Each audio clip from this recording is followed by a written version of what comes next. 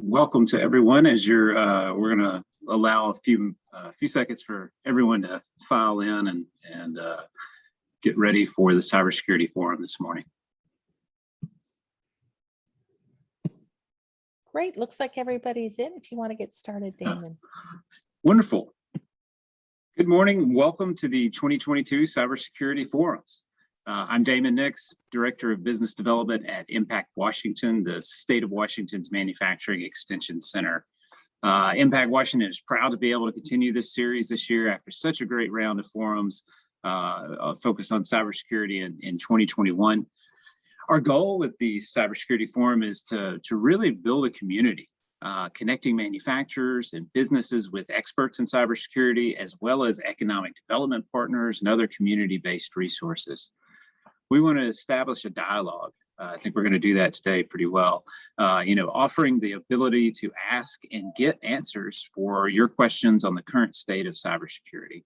So throughout the year, we will seek to build monthly topics that are based on the questions that you're asking and that we're hearing throughout these forums. So along with, of course, key updates and information on changes that may be happening to cybersecurity compliance requirements or standards. In our first forum of 2022 today, we're going to ask our panel to respond to one of the most pressing questions we hear at InTech Washington, especially from smaller manufacturers, is how do I get started? What are the first important steps to implementing an effective cybersecurity program? But before we get started, I want to thank PNDC for being such an amazing partner with InTech Washington. These cybersecurity forums certainly would not happen without them. So thank you, Kate and company, for all that you do. And with that, I want to pass it over to Kate Canapo to share a few words and introductions. Thank you.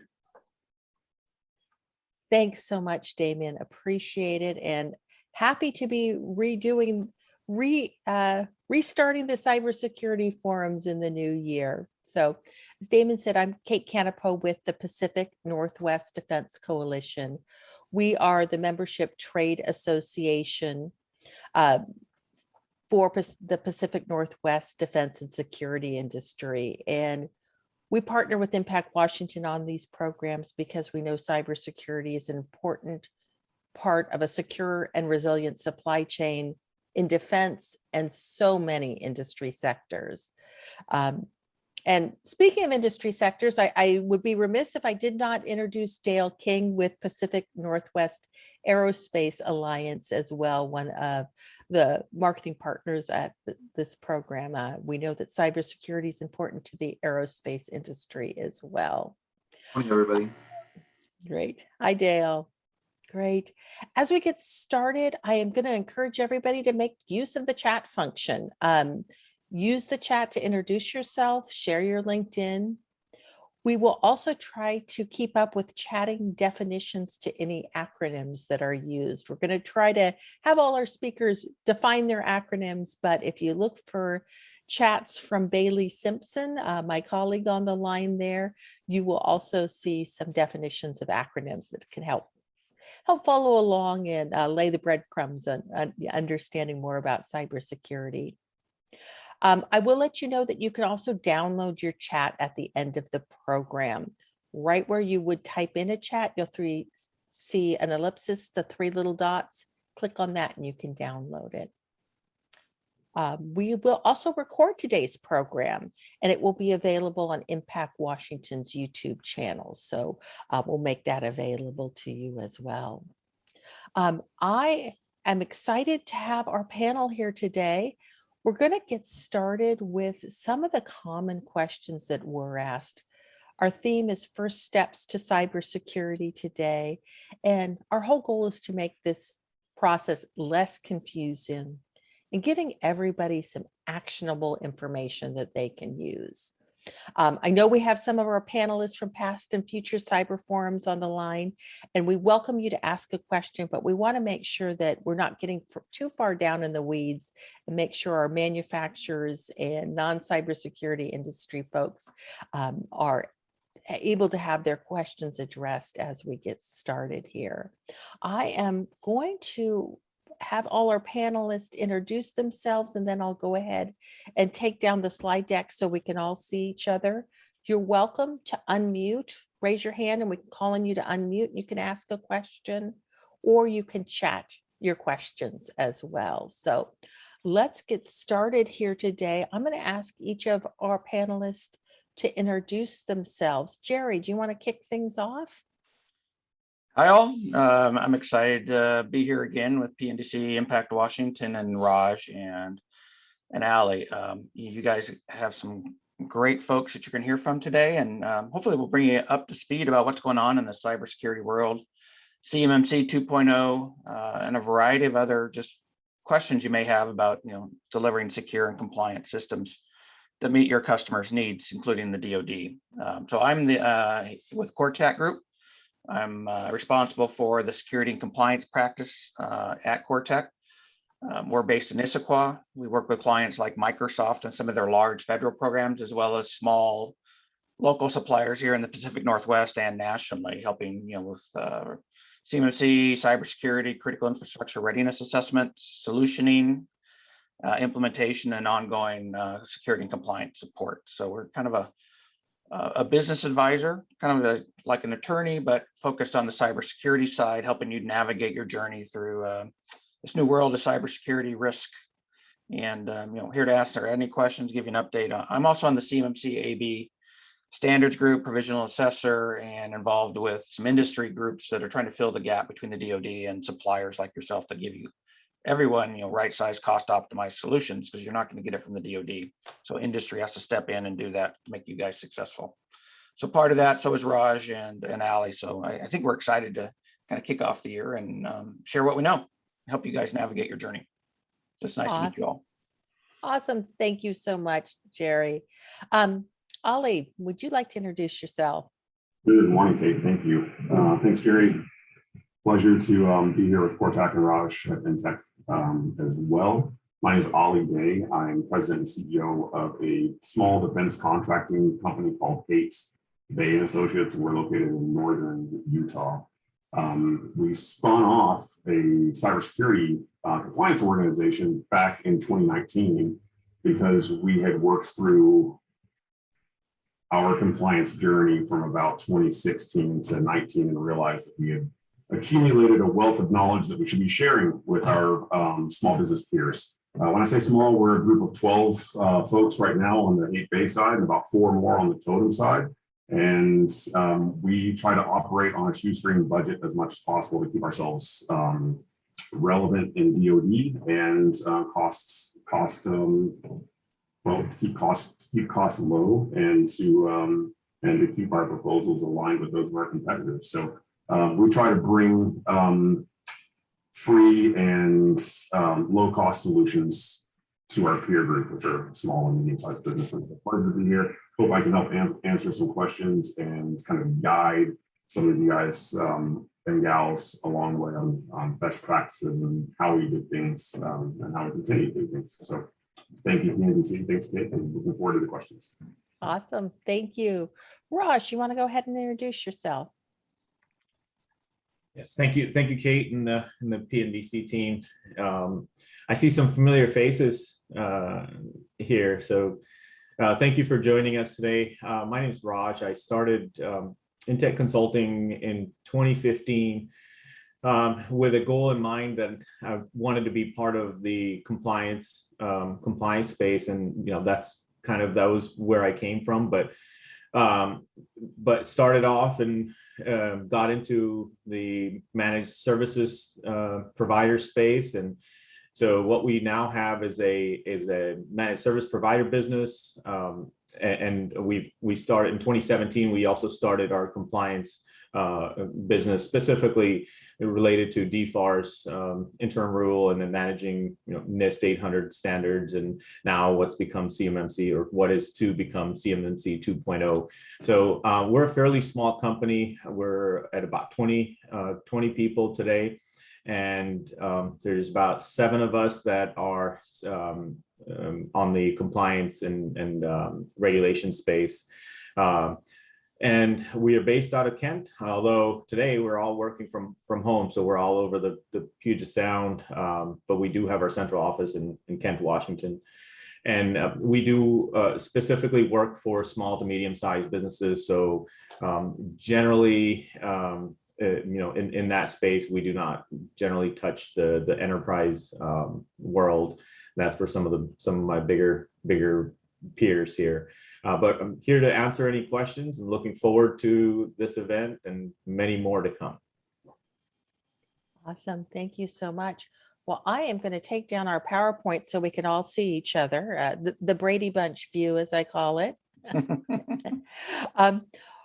We have the team at Impact Washington, us here at PNDC, we've kind of come up with some common questions that we get. And so we're going to start things off, but want everybody to jump in if you guys have questions.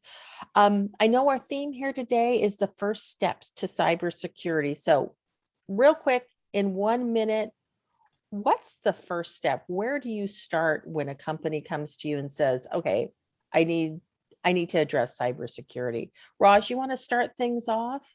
Sure.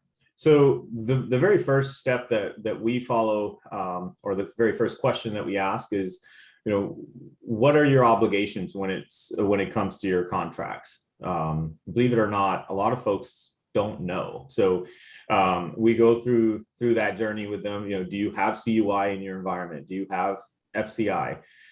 If you don't, do you plan on having CUI? Do you plan on having FCI? Because the way that we approach CMMC is obviously different if you have a controlled unclassified information in your environment versus not. So that's usually our step number one, and that's where we start working with the contract officer, trying to figure out what is in those contracts and what's the organization's obligation. Right, great. And for those of you that were catching those acronyms, they're being chatted as well. Jerry, do you want to talk a little bit about where you start?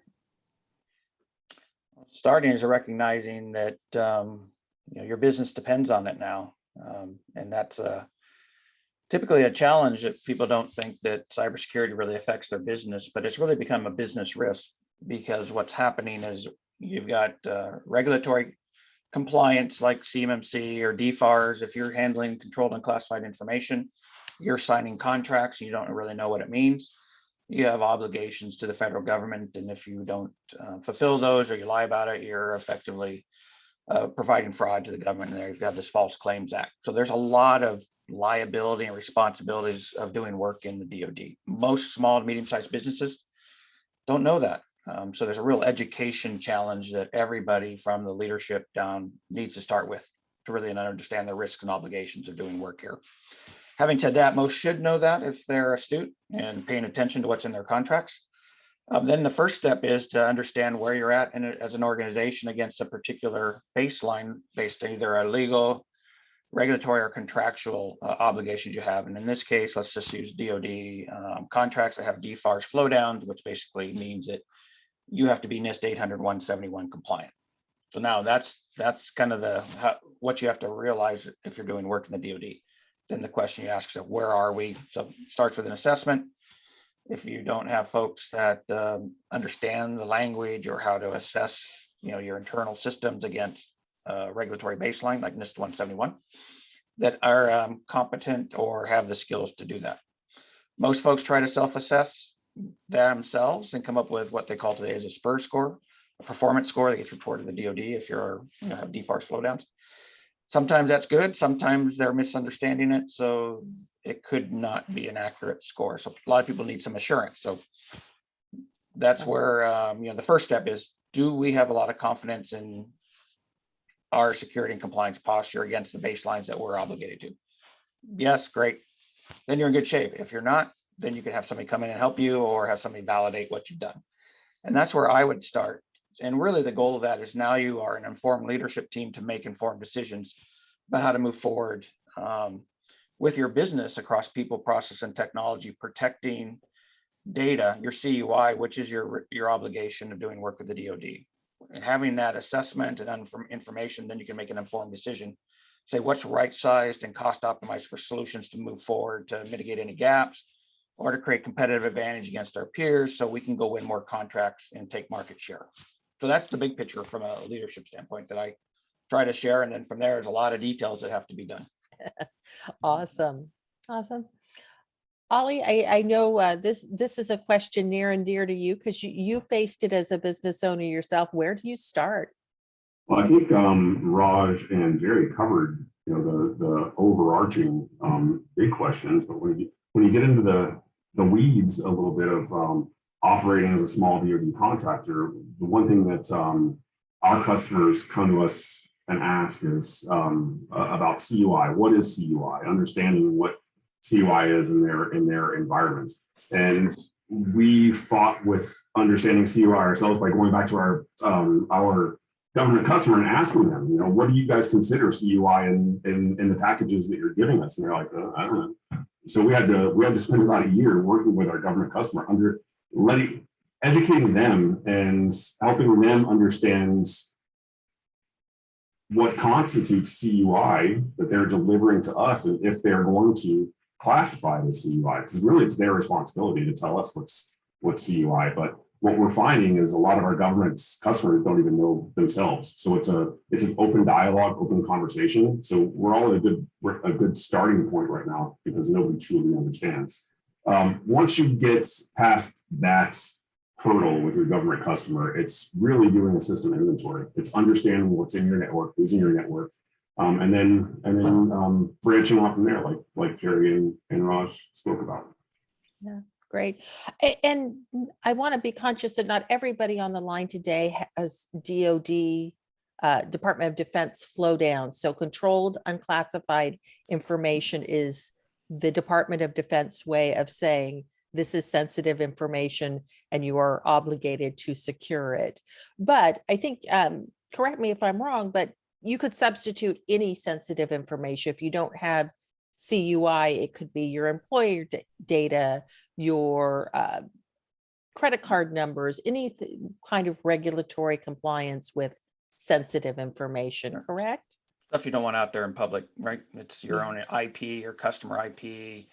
It's the IP you're creating on behalf of the DoD on contracts, stuff you store, transmit, both to your customer as well as to your supply chain. So you got to think about it, all the ways you get information in and out of your organization all have to be thought through and managed, and that becomes the boundaries of what you're going to get assessed against, depending on the type of data that you're getting and what the requirements are around that. And even I think Kate, you alluded to this. Even personally identifiable information that belongs to you, your employees, credit card information, date of birth, social security numbers. I mean, as we do our assessments, we find that they may not have CUI and FCI in their environment, but they sure have a ton of PII that, from our perspective, these bad actors, they're looking for this type of data. So there's still risk associated with keeping that information in plain text. So, we end up, and Alli alluded to this, and I think there's something that I missed. It's really, really important. Our job has become to educate our clients. And that's a huge part of the first step, is just to figure out what they know and then create a gap analysis of what they know and what they should know, and then try to educate them and walk them through the process. And that's a huge, huge first step. Yeah.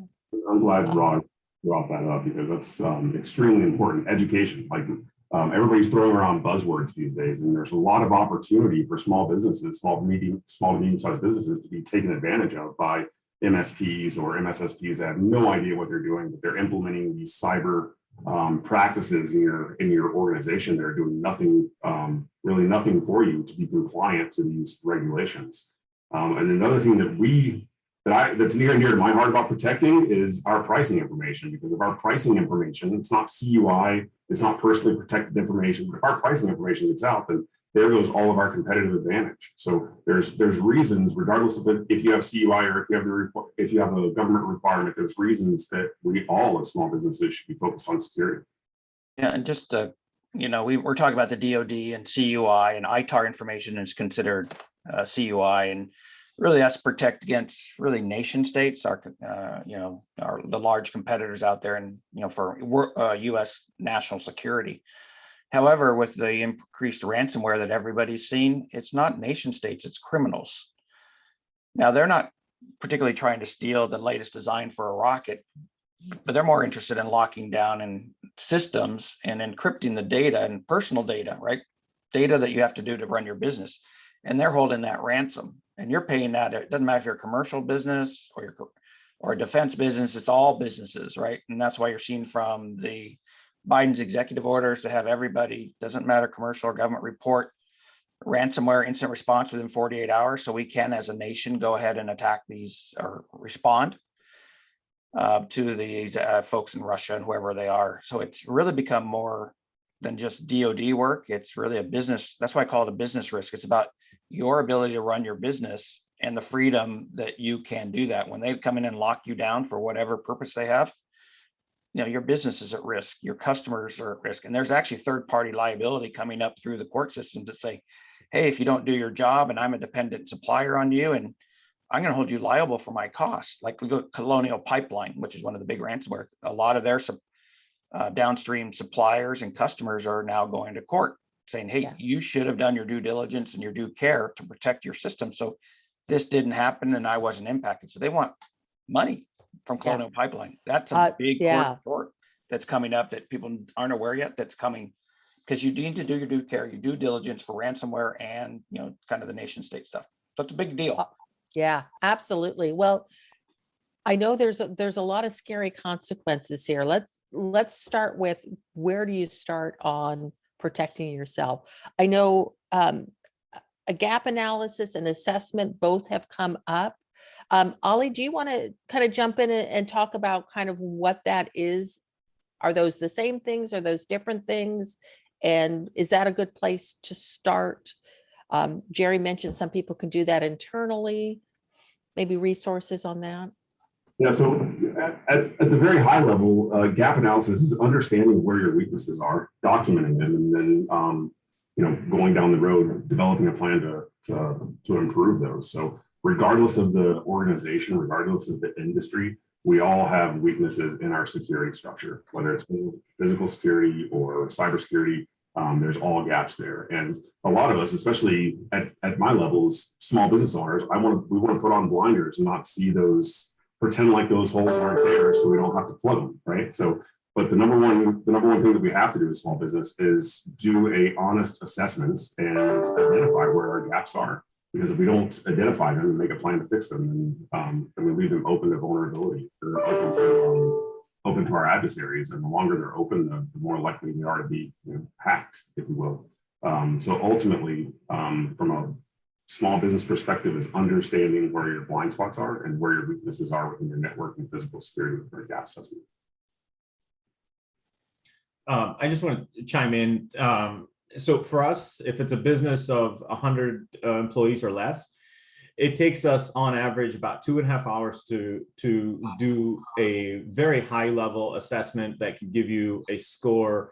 Obviously it's a very high level, 10, 20,000 foot view, but it's one of those things where you should know where you stand. For example, and Alli alluded to this earlier, you need to inventory your systems. You need to understand what is in your environment, what applications you're running, what processes you're running, what users you have.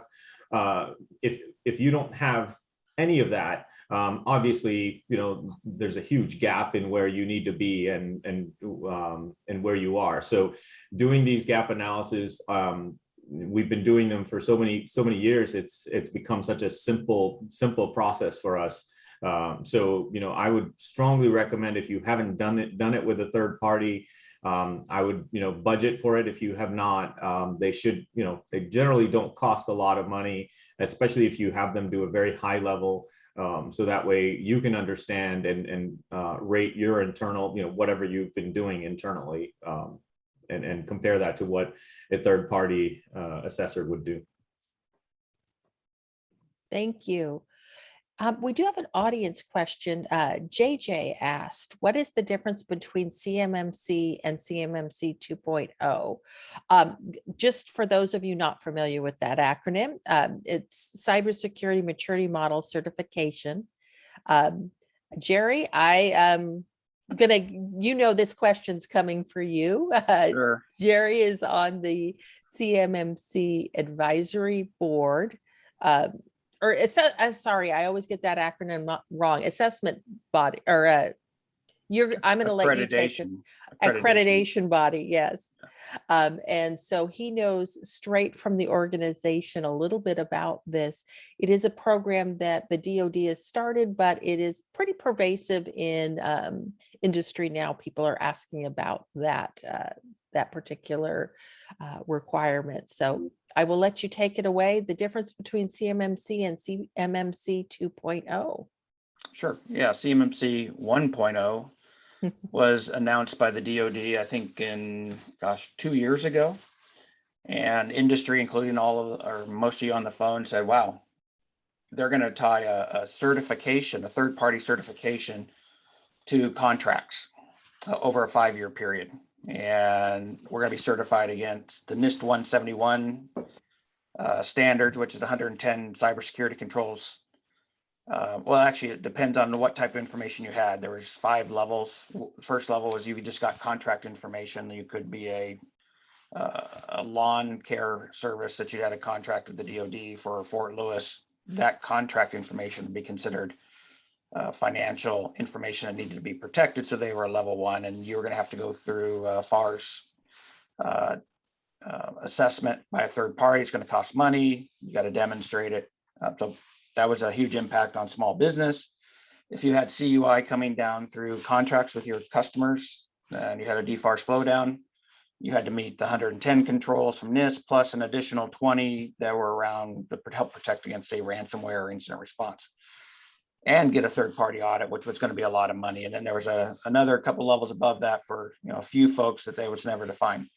However, industry said that, wow, this is going to be really expensive, really hard to do. And even though they've been talking about it for 5 years, industry, small businesses still had a lot of feedback to the DoD on the 1.0 version.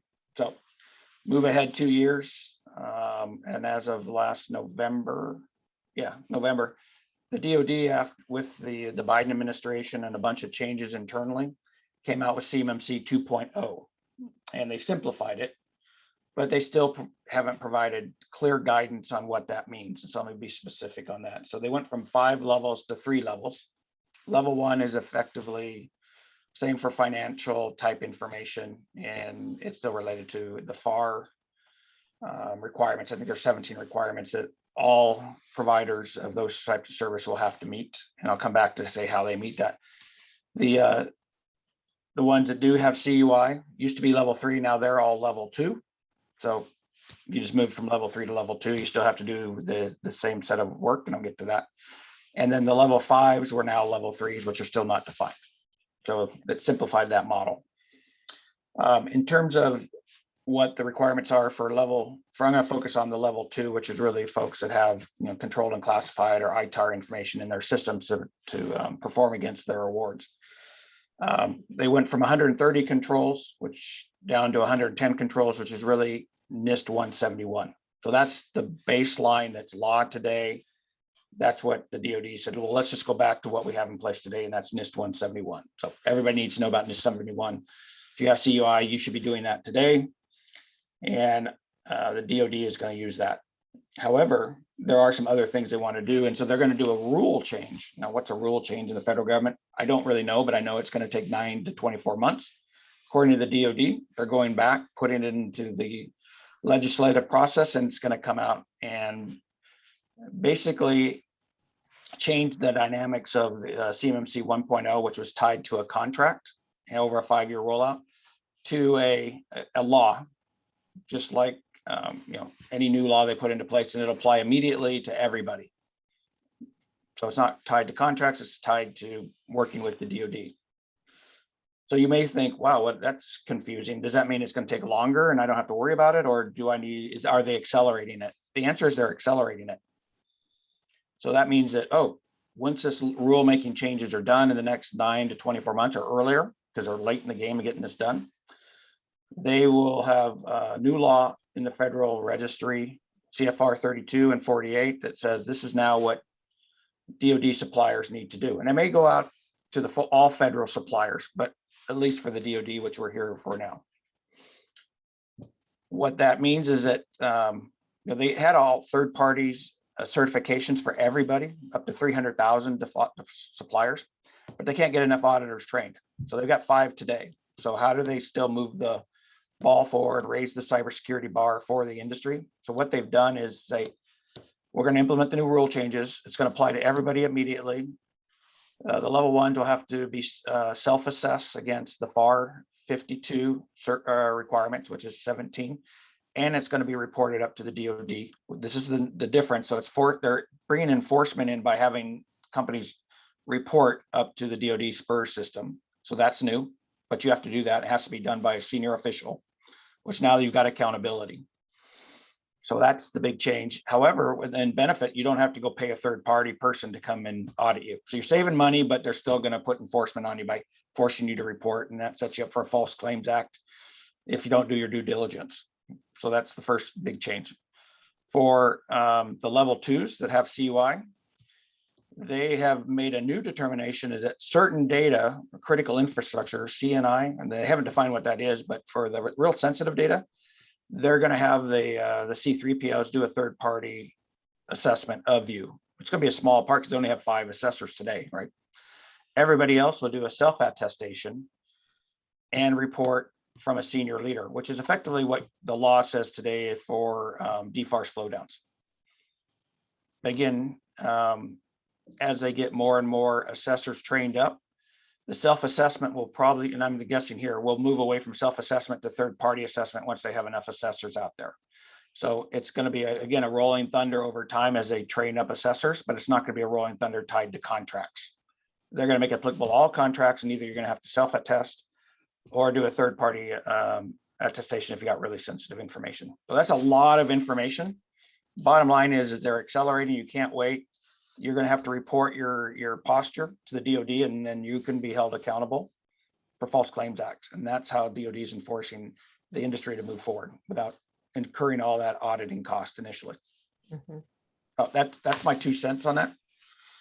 And again, there's a lot to still find out, and we don't know for sure until the rulemaking is done. It'll all be very prescriptive, but this is the trend as of today in conversations I just had yesterday with the teams.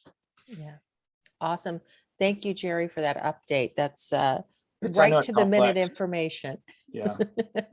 But I think regardless of all these things transpiring, I think that people need to be aware if they currently have a DoD contract, there are cybersecurity requirements with that right now. And even if you don't know what the ultimate acronym you're going to be complying with is, that all the work that you're doing for cybersecurity leads to your company being more secure and is going to be part of whatever ultimate requirements that you have, whether you're in the DoD supply chain or, as we mentioned, so many other regulations and just good business practice. Awesome. Exactly. Awesome. You know, we had a question come up from Rick Rosenberry. Is employee knowledge and preparedness included in the gap analysis? Some people call this the human firewall. Are your employees not clicking on the wrong link? That's applicable for any company. Raj, do you want to talk a little bit about that and so the rules and best practices to make sure your employees are trained on what to do and what not to do? And I think, you know, with cyber attacks being so prevalent, regardless of whether your organization is regulated or not, or there's a requirement from your from your client or customers or not, I think user education, employee education is very critical nowadays. So you should be doing some sort of training for your employees, and then also phishing and phishing exercises, phishing campaigns as well, to make sure that your employees understand and are trained to watch out for these attacks. And these attacks change often, so you need to continue to educate your employees. We encourage that there's a campaign set up, and then there's a compliance metrics that you follow up with your folks. So when somebody fails at training, or they fail to take the training, there needs to be a follow-up process with that. But yes, employee training needs to be part of just your everyday ongoing internal processes. We should not even be talking about this when as a separate item from the CMMC world. It should be done regardless. Right. Ollie, do you have something to add to that? These guys covered everything so well. I could throw another question at you. I know Jerry mentioned that senior leadership now is having to attest to cybersecurity compliance, but kind of in the same, getting the humans together to help protect the cyber world, who should somebody have on their team that's helping to manage the cybersecurity? Senior management is now being brought into that role. A lot of people have their IT people. Who else do you recommend on a cybersecurity team? Well, really, it depends on the size of the organization, right? So within our small group, like we started this process when we only had 7 people on our team. So it was myself as a program. I kind of wore the program manager hat on the DoD side, and my chief engineer, who kind of spoke this language a lot better than I did. We slowly brought in our MSP and trained them on what cybersecurity was, as far as the DoD was concerned, what CMMC is, and back then what NIST 800-171 was. So at this point, for small organizations, I think it's critical to have anybody who's interested in cybersecurity in your organization to be part of that team, because it takes so many hands to check off all of these boxes. And if you're small and you're trying to do it on a budget, the only way that you're going to be successful is getting everybody, making a cultural shift within your organization to make it cybersecurity part of the underlying culture of an organization. But the key person to have is the guy at the top, guy or gal at the top. If you don't have buy-in from senior leadership all the way down, it's going to be impossible to change that culture within an organization. And that's what we see a lot of the times is, the IT guy coming to us and having questions about cybersecurity, and then taking our answers back to senior leadership and trying to explain to them the reason that they should start implementing some of these policies and practices. And they don't see the ROI on it. So they just see spending cash right now, and nobody's knocking on the door asking us to prove compliance. So it's hard for those people that are, in the weeds day to day, knowing that there's issues, to explain back to senior leadership the reason why they have to invest on something that's not going to make them any money right this moment. And I think Jerry hit it perfectly when he was talking about the False Claims Acts.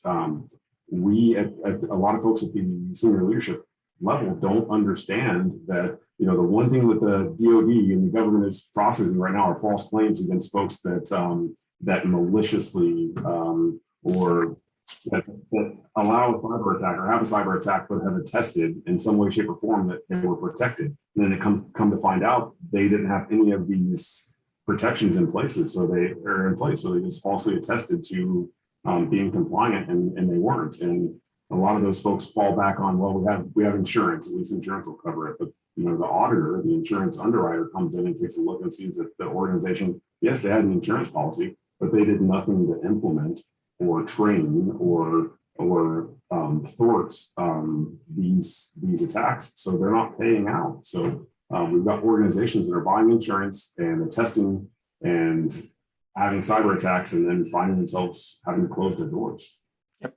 Yeah, and just another note, it's the organization at the DOJ is hiring 12 additional kind of assessors for the False Claims Act. So, and last year they collected $2 billion. So it pays for their Christmas parties outside of the federal budget. So there's a real incentive, or they're growing that. They see it's a way to influence the industry without having to pay auditors to come in and check them all. So they're using a big stick, basically. And that's the best way to move it forward, is by fear, to be honest with you. To add to this, Kate, one of the conversations we have when we're talking about the formation of the team and the stakeholders is usually, I'll bring up a scenario. One of the controls talks about timely terminations and timely disablement of accounts as people leave your organization. Well, IT usually has absolutely nothing to do with that. We just turn on or off the account, but there's so many more processes that are followed, and so many different departments that touch that process before it ever gets to IT. So if you want the endeavor to be successful, then what you need to do is involve your operations folks, involve somebody from HR, and make sure that you have buy-in at the highest level of the organization. Otherwise, I've been in these engagements where it gets turned into an IT project, and I can tell you 100% of the time, it does not end up being a successful project unless you have other stakeholders involved that are influencing the organization. IT usually does not command that kind of influence. Okay. Just to add to that, I mean, the DoD, if something did happen, they'll come in and say, who's responsible for understanding the regulatory, contractual, and legal obligations for your organization, and not only understand it, but to enforce them, that they're doing it. That you guys said you were. A lot of times in small businesses, that is the CEO that has that purview. In mid-sized organization, it might be your chief legal officer who's taking that on as part of their job description.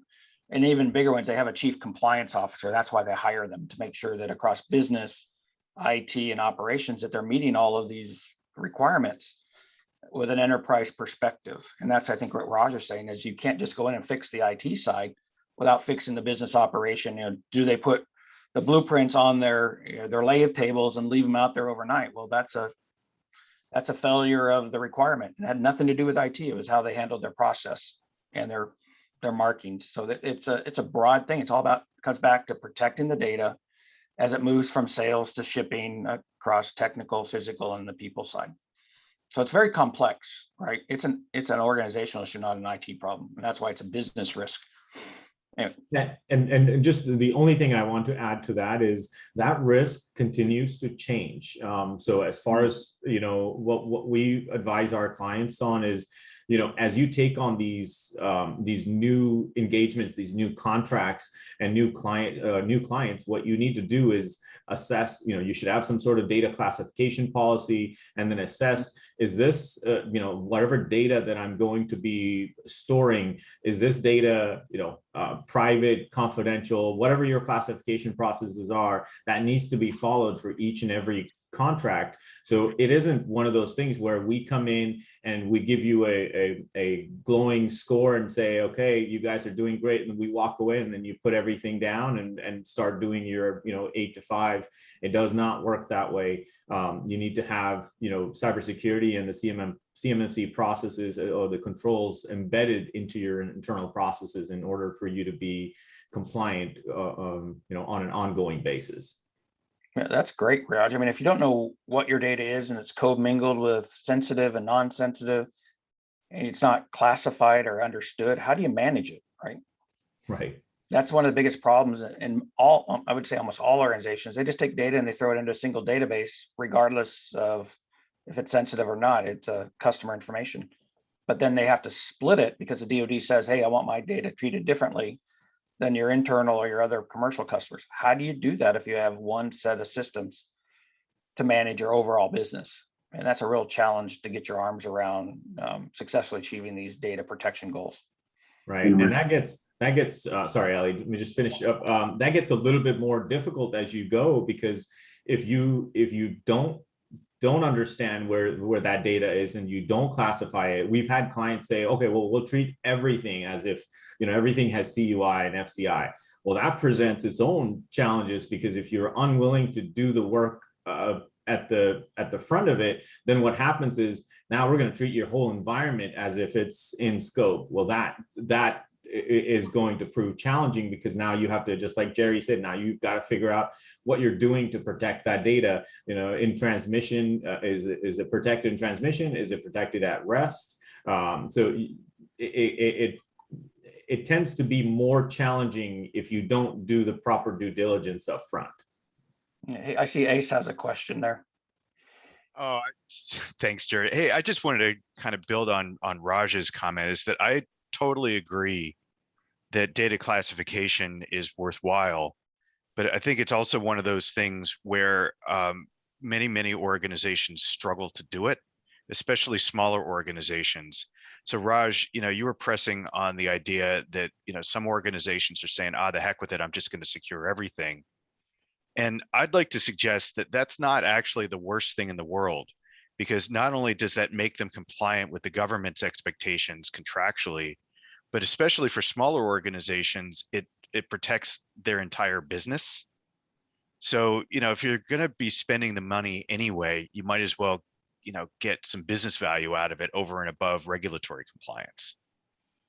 And, considering how insecure many organizations are, I think that it's actually worthwhile for them to draw the CUI boundary around the entire organization.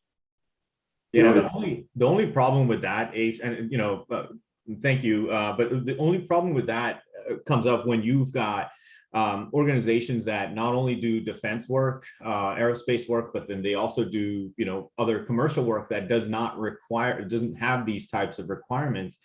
And then what they're doing is they're essentially, sharing passwords on the, or sharing user accounts on the production floor and all that. Well, then at that point, that's all in scope. So you can't do that anymore. And then, you have to segregate the traffic. There's a lot of things that come into that, but yeah, we certainly love it when somebody says everything is in scope, because then we can design it and make it so that way it's really, really easy, but it will definitely cost more to protect everything than if you know where your data in question is. It's a lot small. It can be a lot smaller of a scope. And I agree with that. I think it ends up being kind of a design and engineering decision, right? Yeah, case by case. Yeah, case by case, depending on the company. Ollie, did you have something you wanted to comment on that? Backing up a little bit, reverse engineering the solution is much more difficult than thinking about it ahead of the time, regardless of what the solution is. So when we're talking about IT infrastructure, going back and trying to reverse engineer security into your infrastructure is much more complicated than developing as you go, right? And so to talk a little bit about what Ace and Raj are discussing here, a lot of the companies that we deal with are small companies that have a operational side on the government and an operational side on the commercial. It's cost prohibitive for these companies to say everything's in scope, because then we make it even more difficult to communicate with those customers that are on the commercial side.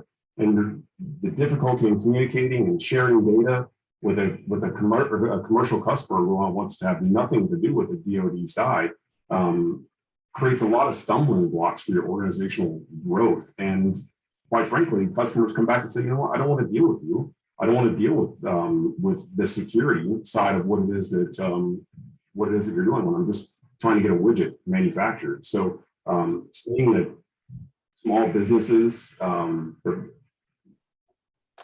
a boundary around the entire small business is just impractical for a lot of the companies that we work with. And we're working with companies that are under that $1 million threshold, which quite frankly are the majority of those folks that are in the bid right now.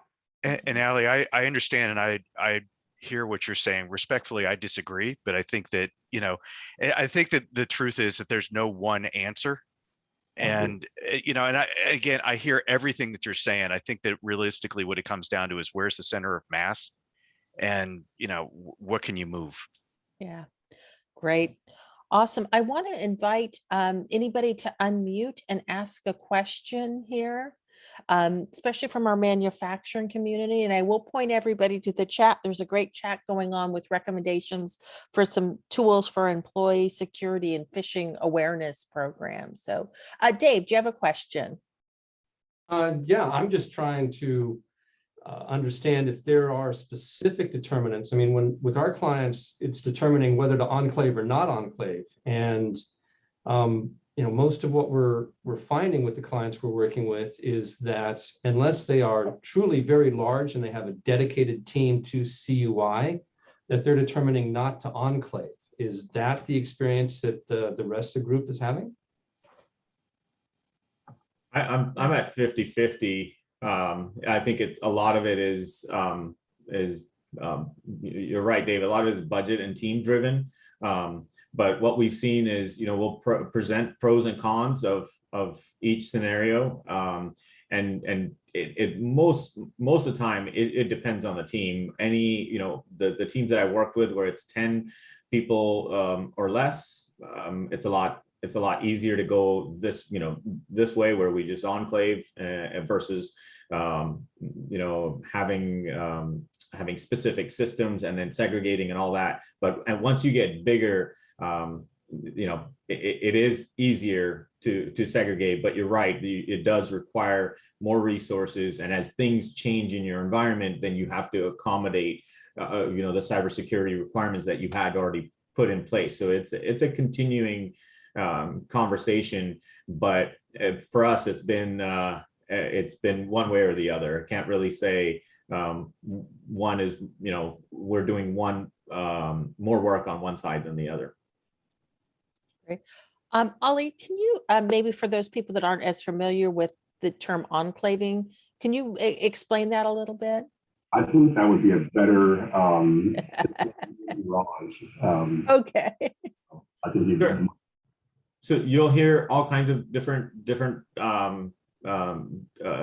words, but segregation, segmentation, enclave. Essentially, you're creating an environment that is protected from whatever you're trying to protect it from. So in our scenario, if you're on the production floor, if you've got CNC machines that have that are connected to the internet because your CNC vendor comes in and updates configurations, well, that is a risk because you may have these computers may not be protected. They may not be of the latest operating system. So essentially you're exposing it to the internet.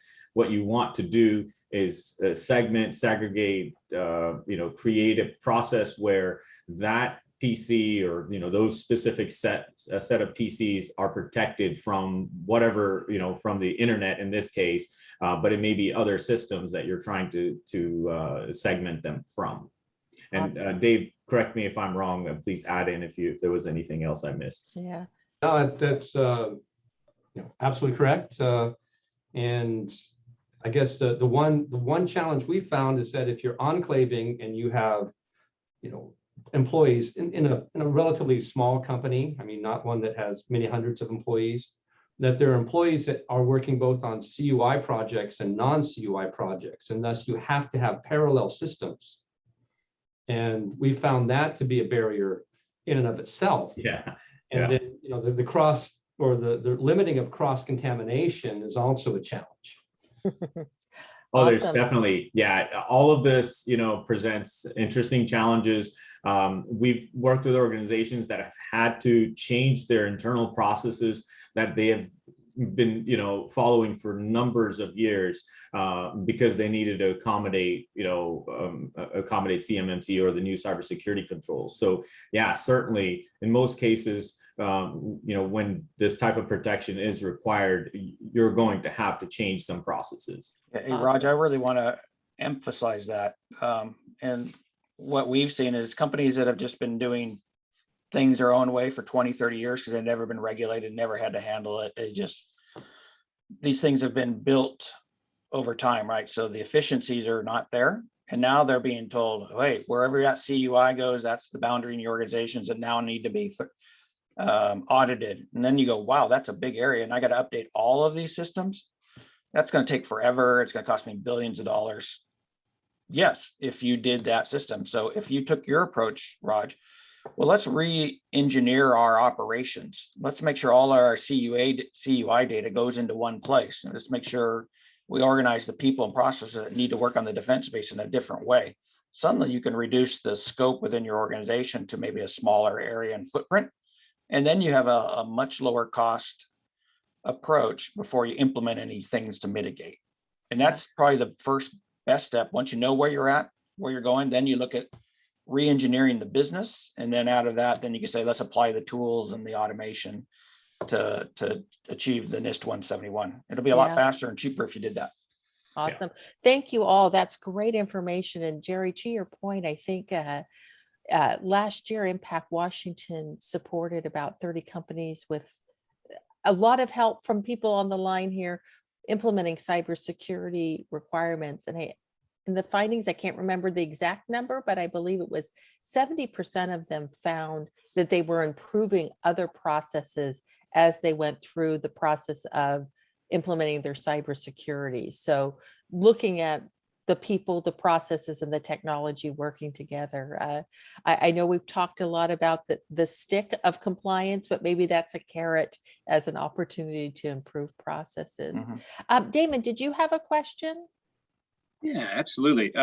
Really enjoying the conversation and a lot of the technical, debating here, I think, which is really great. But, from the manufacturer's perspective, people that we engage on a daily basis, a lot of them are never going to become, they're going to achieve that cybersecurity expert status. I know I'm not, but we still have to get it implemented and understand it. And that's part of the challenge, I think, is sort of the, in any project or any implementation you're trying to deliver, you've got to make sure you're explaining it in a way that people who are taking it on can understand and break it down. Like, what are the steps, and so I'd love to hear from the panel, whoever wants to jump on, or a couple can jump here, but what is the project plan? I'm hearing, hey, first you need to check out your contracts, got to understand your obligations. What kind of data do you have? What kind of data do you have to protect? Understand, do we have well-trained employees? Are we implementing appropriate training there? What are the steps if I'm building out a project plan, for implementing cybersecurity? What's on the Gantt chart? Step one, we're going to go collect data. We're going to review contracts. Step two, we're going to do this. Just in real practical phases that we could explain to manufacturers, so that manufacturers who are here could understand what are the sort of key first steps, really from a project plan perspective, to taking on a cyber implementation. Sure. I just kicked off one, so I can at least get started on the initial kickoff. But basically, the very first step for us is identify. We identify the team that is taking this on, identify the stakeholders, and make sure that they understand what the objective is. And it may be an assessment, or it may be that we're taking on, the full development of their CMMC journey. But basically, we need to identify stakeholders, identify the folks that are going to be responsible, and then identify systems, processes. So at that point, there's interview questionnaires. There's also, we will put in an agent that sits there and scans all of your systems, basically identifies all of your core infrastructure systems, your domain controllers, your whatever other systems you may have in place, your ERP system. And then we run scans on your internal systems to figure out how many users you have. So, and then when was the last time those users logged in? When was the last time those users changed their passwords? Anything that we can find, any information that we can find that would essentially give us an idea of where your strengths are and where your weaknesses are. From there, the systems we scan, so we'll look at your ERP system, we'll look at your file shares, determine how you're using those file shares. If they are in scope, then we look at the permissions for those file shares, and we share that data with you and go through, okay, well, when was, how often do you change this? What is your process of onboarding an employee? What is your process of offboarding an employee? employee. So, I mean, I can go on, and I'll let Jerry and Alli, fill in, but there's a whole process that gets followed, and it's not just the 130 controls, but there's other processes that are baked in throughout.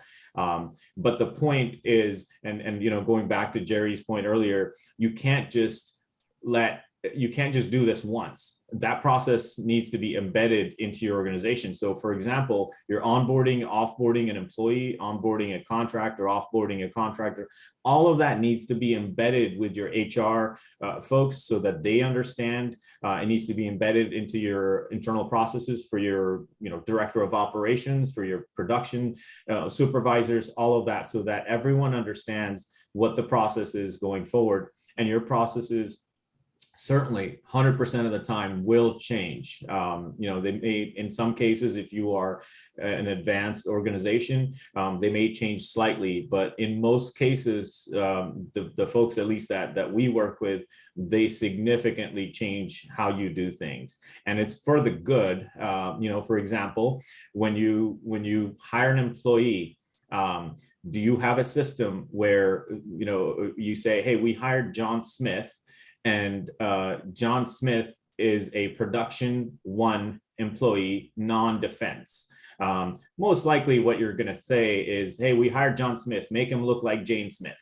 That is not compliant. So your process needs to change. So even after we leave, your process needs to account for that. So that way you're using role-based access and not just doing what you were doing before. So for us, it's a lengthy process that we walk our clients through. But certainly, I'm sure Jerry and Alli have more to add. I'll just add on top of that. I mean, you really have to think of this as an enterprise, because it's about where the data flows from sales to shipping, how it's handled by people and process, and the technologies. The technology piece, I mean, Raj, you did a great job talking about how do you go figure out where all that data is, because nobody can see it, right? You have to do some sort of an inventory or discovery of that. But there are areas like your visitor process. Are you screening people as U.S. I'm not using the right word, citizens, before they come in and look at an ITAR project or a CMMC level 2 project? Do you have those processes? And that could be done manually, right? So that you've got to think outside of the digital space. You got to think about the physical space, which is how we've always done security in the past. All those processes that we've had for security and compliance for physical still need to be there, but now we've added the digital side. So you still have to look at both of those things. So there's a discovery. And once you discover and understand where you're at, then you can start planning based on risk and budgets about how you're going to build a roadmap against that, and then hopefully find the right sized solutions that are for that organization that you can afford, they're cost optimized. And then once you understand that, you basically have a plan to mitigate gaps and get audit ready. Then you move into implementation. And then some of that you'll be doing yourself. Some of that you might hire one of us on the phone to take on that part. So ultimately, you got to figure out who's your team to get you compliant and audit ready. And then in the new world, not only do you need to get there, but you got to stay there. So now you're into compliance and security operations. Who's going to continue to keep your documentation updated?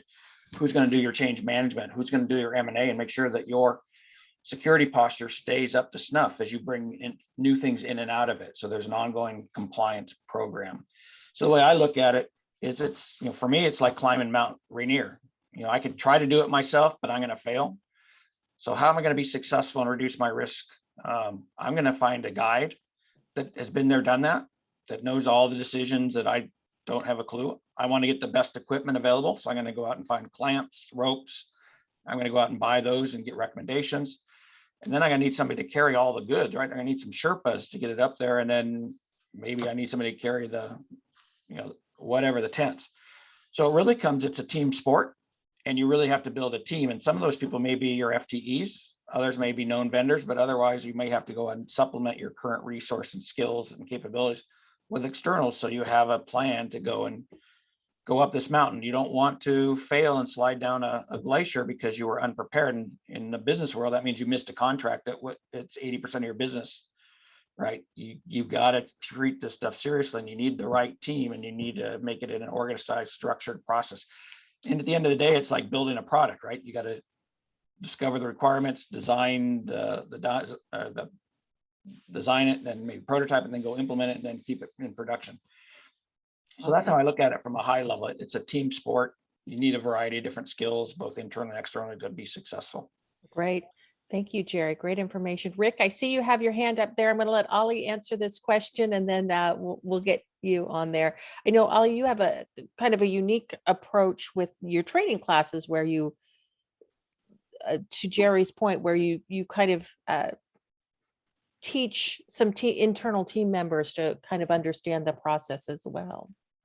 So we, and it's really hard to go third with a group like Jerry and Raj. I just got to say. Sorry, Allie.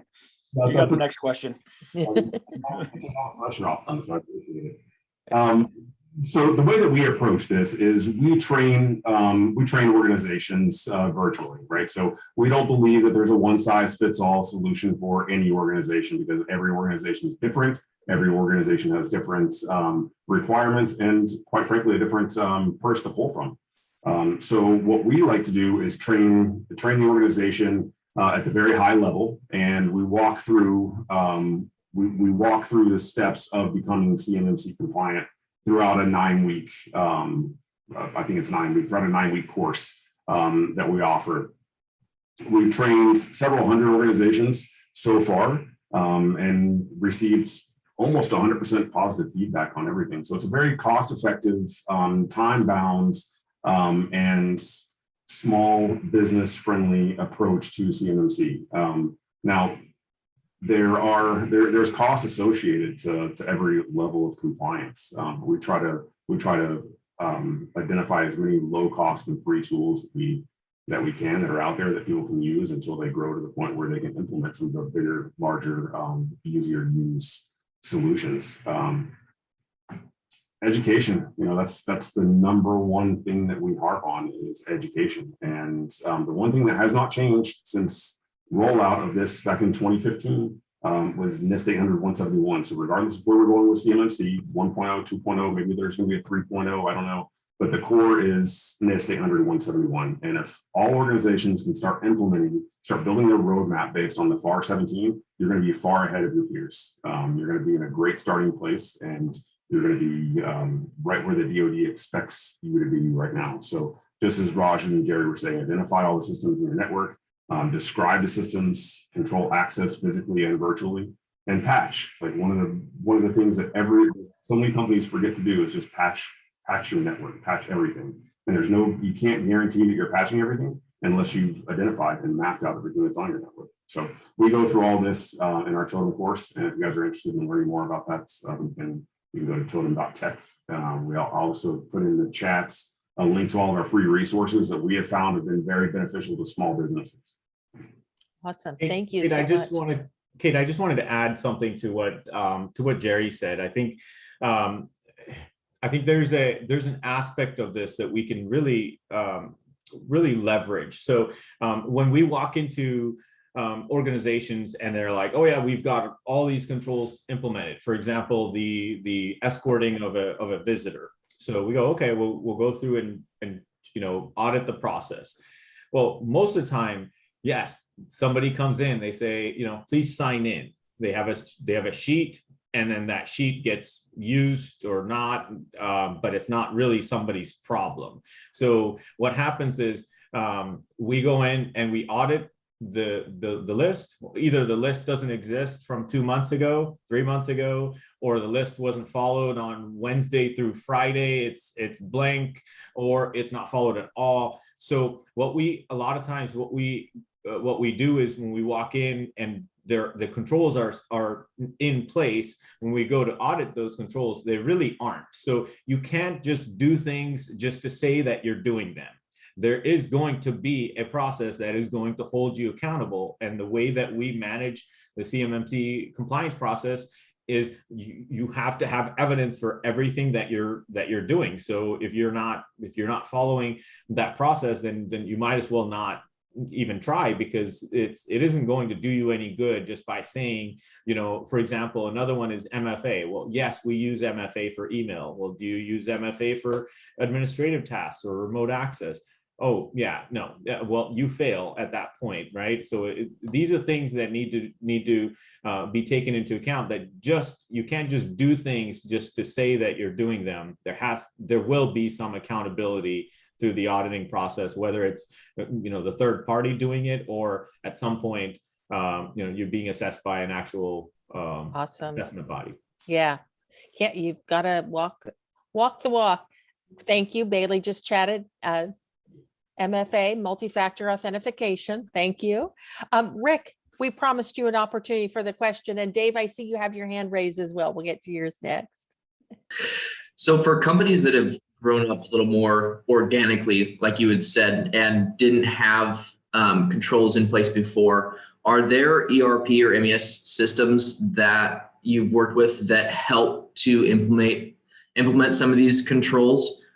Some like with MFA or being able to record certain things?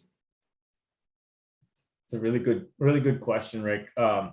And the answer is kind of interesting, because a lot of times you need to implement controls well before you get to your ERP system, and then how you handle that data on the back end. So, is it sitting on SQL servers? Is it, are they encrypted?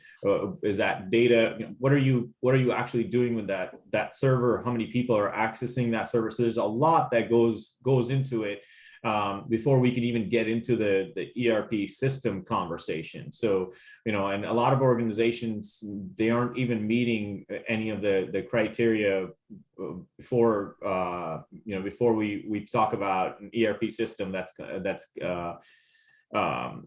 compatible, or not compatible, I guess, what's the word I'm looking for, that is capable of providing you with those protections. But most ERP systems that I've seen can be, or that we worked with, can be made into a system that allows for compliance. There's a lot that goes into that conversation. So I'm trying to tread very carefully, but the answer is, it depends on the organization, depends on your team that you've got. But there's some basic controls that can be implemented that get you very close to compliance.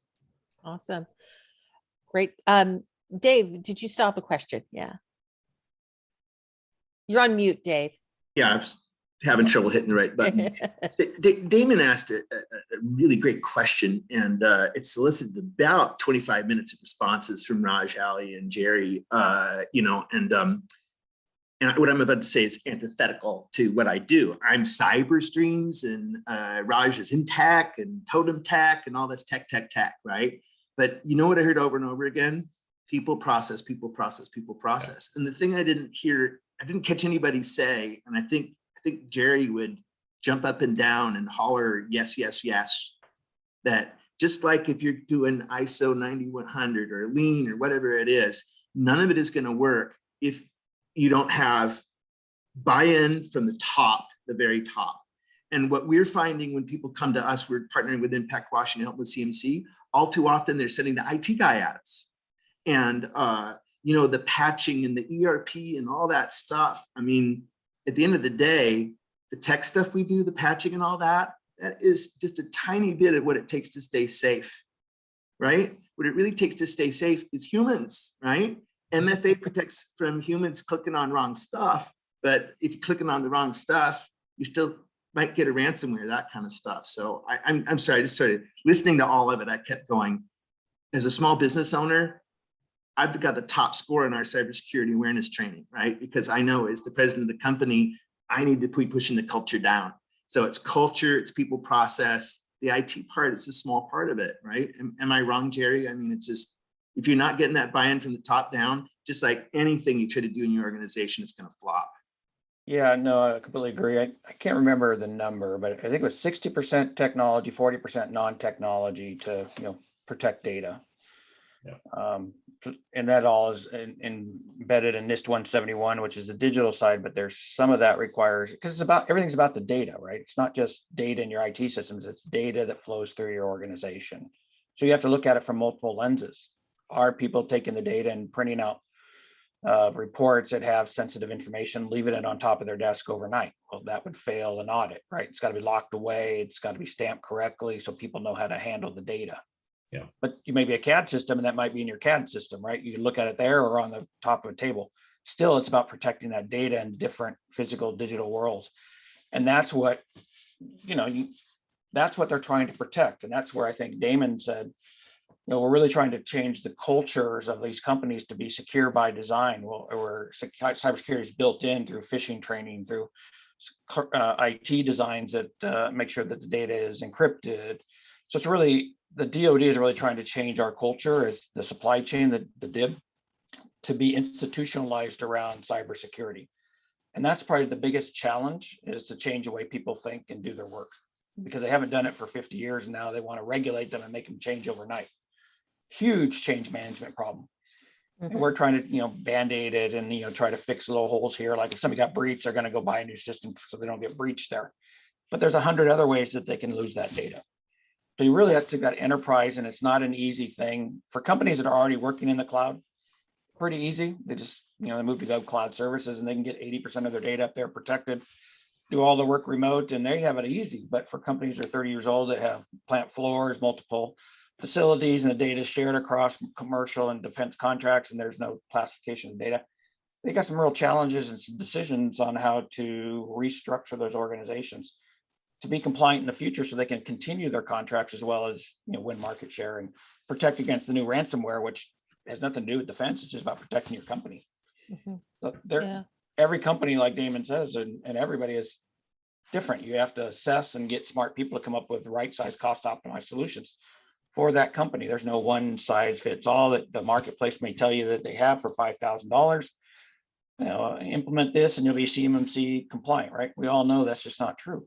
But that's what's being sold out there because of the lack of education and understanding for most of the folks in the defense industry who's never been regulated, largest industry in the world. Now they're going to be regulated, and still the largest industry in the world. Can you imagine the change? And just another data point about investment. The financial industry and healthcare industry spend 6 to 8% of the revenue on cybersecurity, IT systems, and data protection because they're regulated. The defense department or defense suppliers do maybe 1 or 2% because they've never had to do it and it's a competitive environment. So between 2% to 8% for regulated to non-regulated, 6% of revenue should be invested to achieve the level of cybersecurity and data protection requirements that are coming from these new regulations. So how do small businesses account for that? Since it's not bringing more revenue, it's an additional cost. Are they going to ask the DoD to pay for it, or is it something they should do as a cost of doing business in the new world? That's a really good point, Jerry. Can I take a 30-second? Yeah. One of the things, and I know this was one of the questions on our agenda, and I know we're coming across some, we're coming good to about 10:30 here soon. But one of the things that I'm constantly asked is, or told is, well, it seems like DoD can't get their stuff together. They're changing things again. Why would I pay a company a bunch of money to do our assessment at CMMC 1.2 only to know that we're going to be approaching CMMC 2.0, which has, a completely different set of requirements. So I wanted the panel to address that because it's something that I'm addressing all the time. So does anybody want to take a stab at it first before I do? So the question is should I, and the CEO says, I'm not going to do anything until it's clear. Yeah. Or should I move forward anyway and just, pick something and go for it? That comes back to what the DOJ is doing, right? Or the DOD. They're going to put law in place like DFARS law that says everybody that does business has to self-attest. That forces everybody to have a system security plan or some sort of evidence to report to the federal government. And that puts accountability on executive leaders. That's coming. It's 6 to 9 months. The rulemaking probably sooner than later.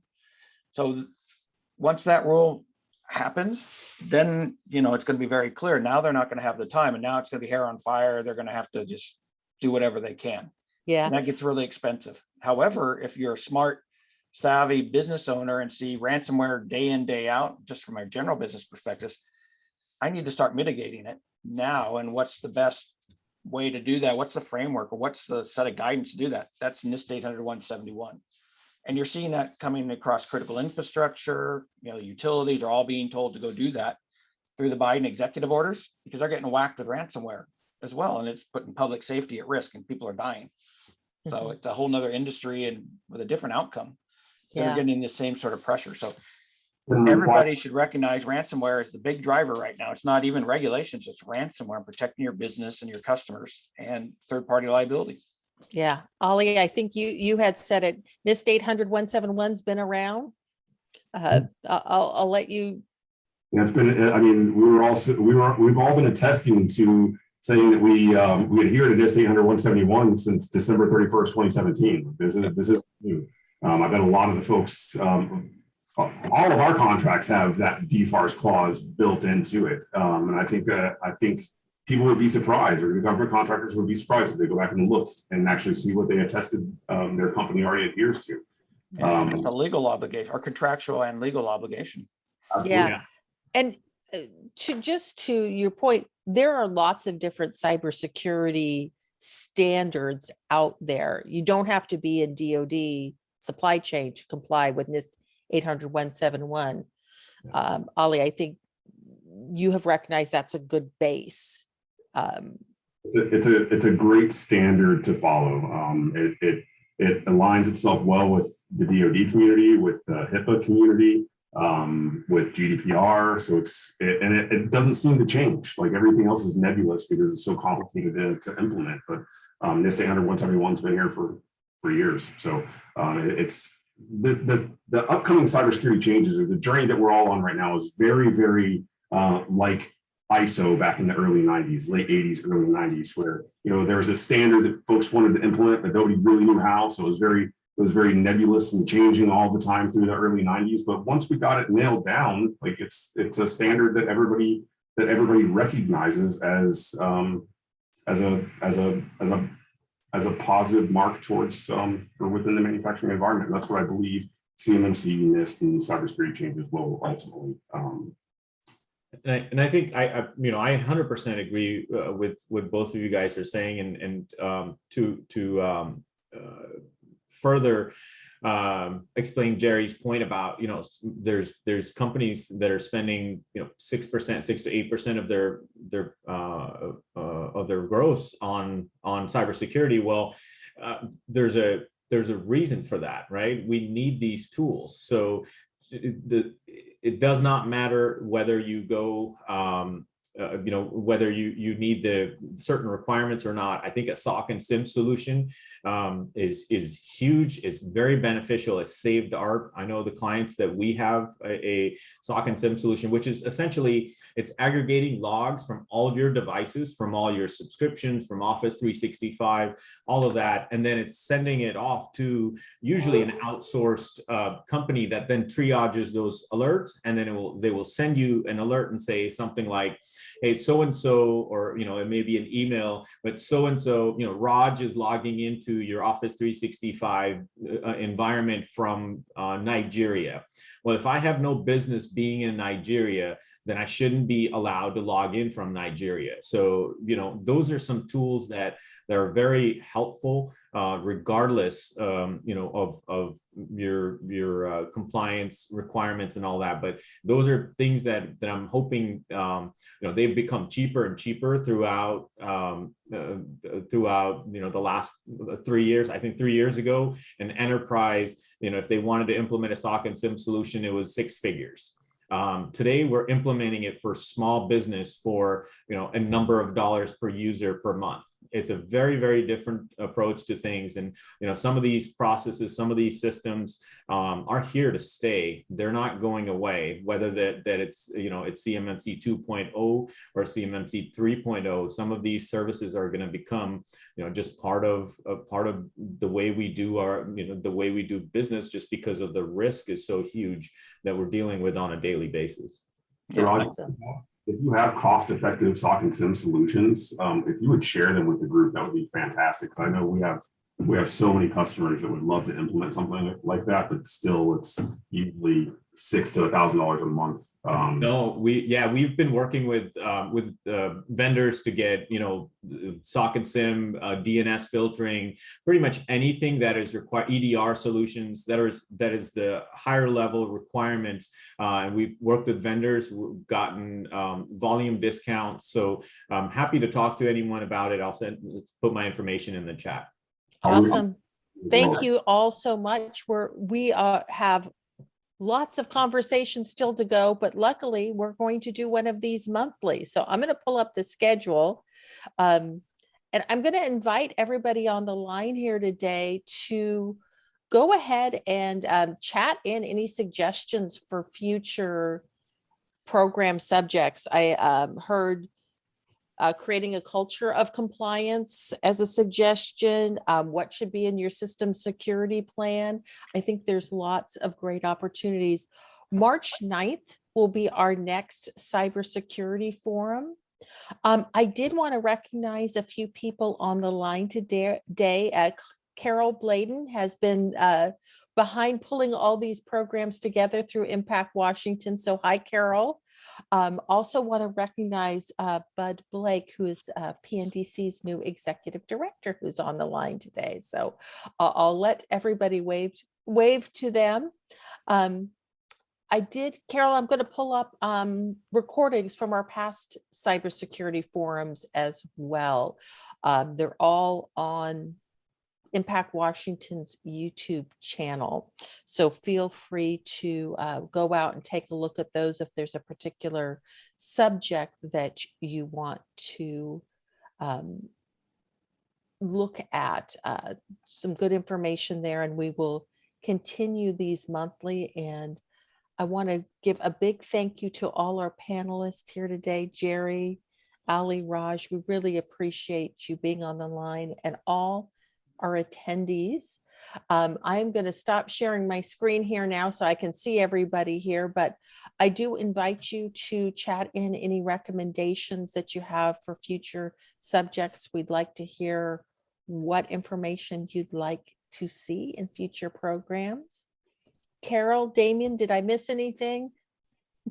No, thank you so much, Kate. Thank you to the panelists. Thank you for everyone who came. It's such a great discussion. And yeah, absolutely. Please tell us what your questions are, concerns are, challenges are. We want to hear from you and make sure we put together good monthly forums with speakers, topics that really meet the needs and drive the conversation forward for cybersecurity in the Pacific Northwest. Yes.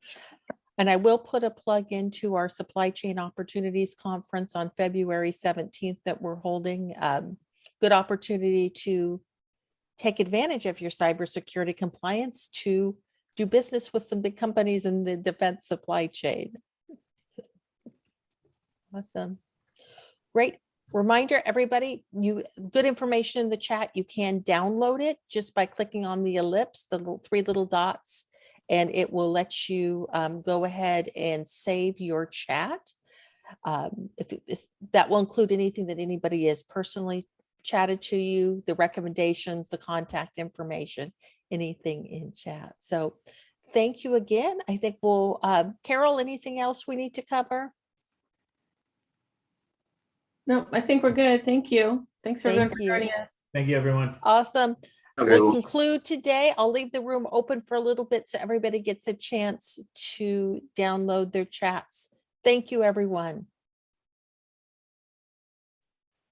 Bye, Jerry. Bye, Raj. Thanks, Kate. Thanks, Dan. Good conversation, everyone. Hope you enjoyed it. Yes.